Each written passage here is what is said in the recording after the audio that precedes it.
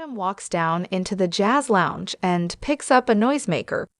Sally saunters over and shows him how to use it, blowing in his face. He jokes she must have been practicing.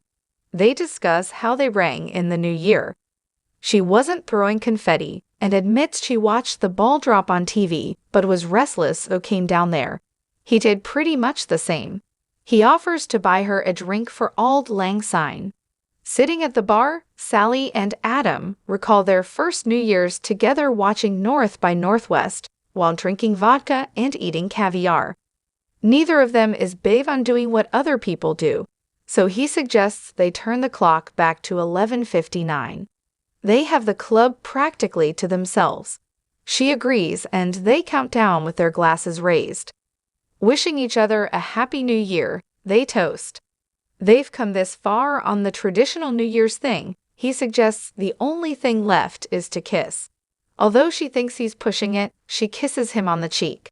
He asks if they are dating. She tells him not to push it, but says she's excited for 2024. It feels like her business is about to take off and her energy is back. Adam is optimistic about what the year holds too. Things are good with his father again, and he's sure they are on the cusp of something too.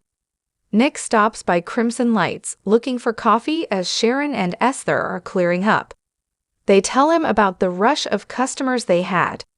Esther wishes Sharon would delegate more to her instead of slinging coffee. When Sharon asks Nick about his family, he says it's been a rough couple of days. Esther starts asking why, so Sharon suggests she go home and have a bath.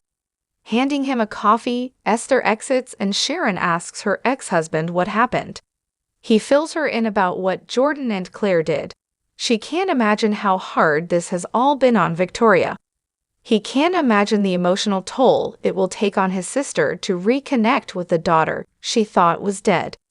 Sharon is sure that with time and the right therapist, Claire will be able to get past her anger.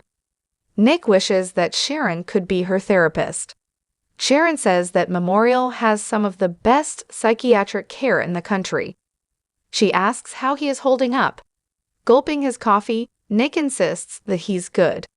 His knife wound is healing, and he's putting his energy into helping the family. That's how he's helping himself. He's not going through this alone, and they will all get through this.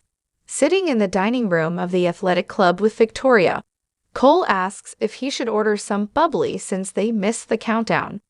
He wants to take her mind off of what's been happening. She's still exhausted after all that's gone on with Claire. He says they will keep her safe now. She reminds him they said that before and then Jordan kidnapped her. Victoria fears their daughter could be slipping away for good. She has decades of brainwashing to deal with.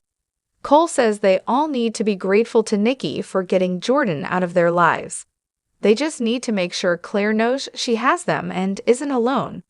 She says they can't make up for what they lost with Claire. He agrees. They just need to be there to support her.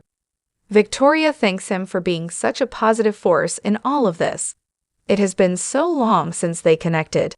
He says it's been too long and doesn't think that either of them ever got over losing baby Eve. Cole can't help thinking about how different things could have been for all of them. In the psych ward at Memorial, Claire stares at the wall and runs through all that has happened and how Jordan manipulated and lied to her. Victoria and Cole claim to care about her, but there is fear in their eyes, and she can't imagine that ever turning into love. She's nobody and nothing and always will be. She doesn't want anyone to see what a monster she is and needs to keep everyone away.